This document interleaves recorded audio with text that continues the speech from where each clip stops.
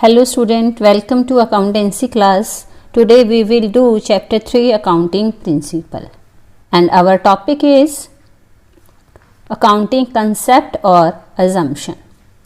Let's start. What do you mean by accounting concept or accounting consumption? Accounting concept provide a foundation for accounting process. No enterprise can prepare its financial statement without considering these basic concepts or assumptions. These concepts guide how transactions should be recorded and reported. तो accounting concept और assumptions क्या हैं, guide करते हैं ये किसको, accountant को। Foundation है अकाउंटिंग प्रोसेस के लिए कि अकाउंट कैसे प्रिपेयर करने हैं, अकाउंटिंग ट्रांजैक्शंस को कैसे रिकॉर्ड करना है और उनको कैसे रिपोर्ट करना है। ये कौन बताता है? Accounting concept, accounting assumptions. कोई भी एंटरप्राइज ऐसा नहीं है जो इनको कंसिडर नहीं करेगा जब वो अपने अकाउंट प्रिपेयर करेगा। As per accounting standard 1 issued by the Institute of Chartered Accountant of India, there are 3 fundamental accounting concept or assumption. Number 1, going concern concept, consistency concept, accrual concept. ये 3 basic fundamental accounting concept हैं जो किसने दिए हैं? Institute of chartered accountants of India. कुछ other concept भी हैं जो बिजनेस को फॉलो करने हैं। वो कौन से हैं? Business entity concept, money measurement concept, accounting period concept, cost concept और historical cost concept, matching concept and last is dual aspect concept. In today's lecture we will discuss about the going concern concept, consistency concept and accrual concept. First, going concern concept. What do you mean by going concern concept? इसमें हम क्या करते हैं? As per this concept, it is assumed that the business will continue to exist for a long period in future. The transactions are recorded in the books of the business on the assumption that it is a continuing enterprise. Going concern concept क्या कहता है कि ये इसके according ये assume किया जाता है कि बिजनेस को हम नियर फ्यूचर में क्लोज करने वाले नहीं हैं। हमारा जो बिजनेस है वो फ्यूचर में लॉन्ग टाइम पीरियड तक चलेगा, उसको हम जल्दी ही क्लोज नहीं करेंगे। कुछ एग्जाम्पल्स हैं इस कंसेप्ट को समझने के लिए। फर्स्ट है, it is on this concept that we recorded fix asset at their original cost and depreciation is charged on these assets without reference to their market value. कि बिजनेस में हम फिक्स एसेट परचेज करते हैं like machinery, plant, furniture, लेकिन हम ये किस purpose के लिए परचेज करते हैं कि हम बिजनेस में इसको आगे आने वाले कई सालों तक यूज करेंगे। हम इसलिए परचेज नहीं कर रहे कि हमें इनको नियर फ्यूचर में सेल करना है। तो इसीलिए जब हम बुक्स में फिक्स एसेट को रिकॉर्ड करते हैं, हम किस वैल्यू पर रिकॉर्ड करते हैं? ओरिजिनल कॉस्ट में से डेप्रिसिएशन माइनस करके रिकॉर्ड करते हैं। मार्केट वैल्यू कम हो या ज़्यादा हो उन एसेट की, हम उसको कंसीडर नहीं करते। बुक्स में फिक्स एसेट उनकी ओरिजिनल कॉस्ट माइनस डेप्रिसिएशन जो वैल्यू आएगी उसी पे शो किया जाता है। क्यों? Because these assets are not going to be sold in near future, क्योंकि हमारा बिजनेस कई सालों तक चलेगा और हमें इन एसेट को नियर फ्यूचर में सेल नहीं करना, बिजनेस में यूज करना है। एक और एग्जाम्पल है, it is also because of the going concern concept that outside parties enter into long term contract.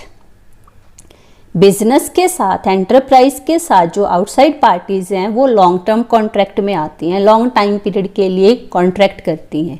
क्यों करती हैं? इसीलिए ना, क्योंकि बिजनेस लॉन्ग टाइम तक चलने वाला है।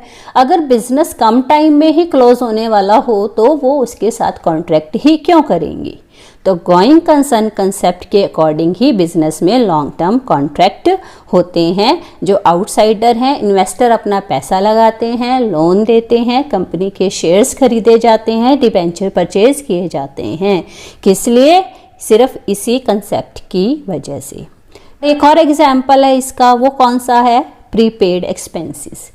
प्रीपेड मतलब हम क्या करते हैं, समटाइम एडवांस में एक्सपेंसेस पे कर देते हैं। जैसे आपको रॉ मटेरियल चाहिए, आपको नेक्स्ट वीक चाहिए, लेकिन आप उसकी पेमेंट एडवांस में कर देते हो। तो ऐसा किस लिए किया जाता है? तो ये भी इसी कंसेप्ट के अकॉर्डिंग है कि फ्यूचर में हमें उस मटेरियल को यूज़ करना है, तो बाद में अवेलेबल हो या ना हो, हम उसके लिए पहले से ही पैसे देने के लिए रेडी होते हैं। तो प्रीपेड एक्सपेंसेस भी, एडवांस में एक्सपेंसेस भी इसीलिए पे किए जाते हैं ताकि हम फ्यूचर में उनसे प्रॉफिट जनरेट कर सकें। और फ्यूचर में जनरेट तभी होगा अगर फ्यूचर में बिजनेस एग्जिस्ट करेगा। ये था हमारा going concern concept. Second concept है हमारा consistency concept. This concept states that accounting principles and methods should be remain consistent. Consistent मतलब same, एक जैसी, from year to year, from one year to another.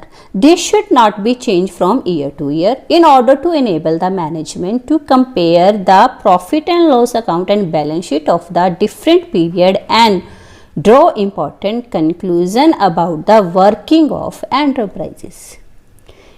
कि जो भी हम अकाउंट प्रिपेयर कर रहे हैं वो कैसे होने चाहिए? वो सेम होने चाहिए। हम जो भी मेथड अडॉप्ट कर रहे हैं उनको प्रिपेयर करने के लिए, वो हर साल चेंज नहीं होने चाहिए, वो कंसिस्टेंस रहने चाहिए, सेम रहने चाहिए। तभी आप डिफरेंट ईयर्स के प्रॉफिट एंड लॉस को एक फर्म से दूसरी फर्म का ही एक ईयर से दूसरे ईयर से अगर कंपैरिजन करना हो, वो तभी पॉसिबल होगा। फर्म के प्रॉफिट एंड लॉस को कंपेयर करना हो, बैलेंस शीट, डिफरेंट पीरियड की बैलेंस शीट को कंपेयर करना हो, वो तभी पॉसिबल होगा अगर आपने एक जैसे मेथड अडॉप्ट किए हैं। If a firm adopt different accounting principle into accounting period, the profit of current period will not be comparable with the profit of preceding period. अगर आपने अलग अलग मेथड यूज़ किए हैं तो हम उनको कंपेयर नहीं कर सकते। For example method of depreciation, there are different method of valuation of depreciation, there are different method of valuation of stock, there are different method related to bad debts, there are different method of related to interest। अगर firm हर साल change करती रहेगी, consistence नहीं रहेगी, तो जो books of account prepare हुई हैं वो कंपेरेबल नहीं होंगी। इसलिए अकाउंट्स प्रिपेयर करते हुए आपने कौन से प्रिंसिपल, कौन से कंसेप्ट को फॉलो करना है? कंसिस्टेंसी कंसेप्ट को फॉलो करना मस्ट है। थर्ड कंसेप्ट है हमारा accrual concept.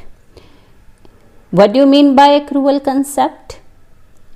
In accrual concept, revenue is recorded when sales are made or services are rendered, and it is immaterial whether cash is received or not.